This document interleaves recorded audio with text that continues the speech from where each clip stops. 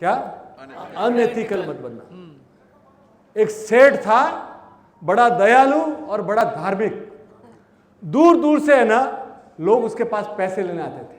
और सेठ का बड़ा सिद्धांत था, कोई आया, उन्होंने वहां मुनीम बिठा रखा था, कोई बोलता कि भैया कितने दिनों से पैसा देगा, मुनीम पूछता, कोई बोलता मैं 15 दिन से दूंगा, कोई बोलता महीने से दूंगा, कोई बोलता साल भर से दूंगा, कोई बोलता 10 साल से दूंगा।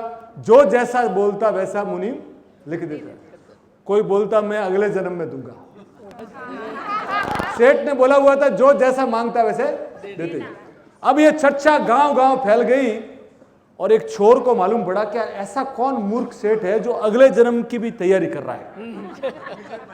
वो चोर वहां आया, चोर आया और मुनीम जी को बोला, मुनीम जी अपने तो अगले जन्म में देना है।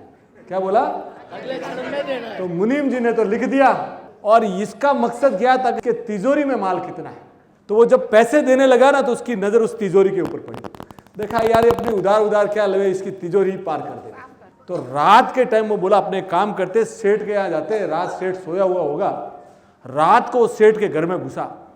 तो घुसा तो देखा कि सेठ अभी तक जाग रहे हैं, तो वो उनके भैंसों के तबेले में जाके बैठ गया। कहाँ बैठ गया? भैंसों के तबेले में। भैंसों के तबेले में बैठा।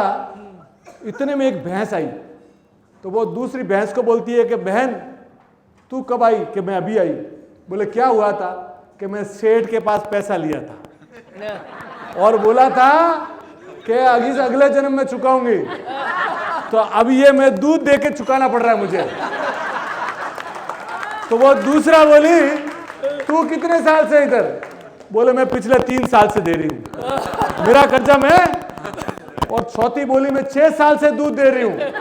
अब वो ये चोर सब सुन रहा था, उसके होश फाख्ता हो गए कि हला इस जन्म में नहीं तो अगले जन्म में चुकाना पड़ेगा।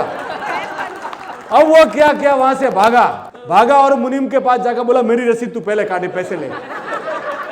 तो बॉस जिंदगी में कभी अनएथिकल मत बनना। 2 पैसे कम कमा लेना चलेगा बॉस, पर किसी का पैसा खाया हुआ है ना बूमरैंग करके वापिस आता है।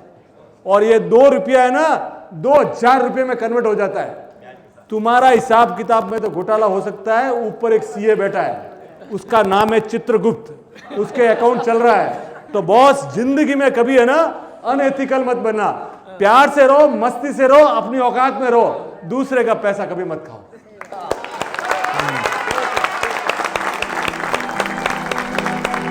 अंकुर नमक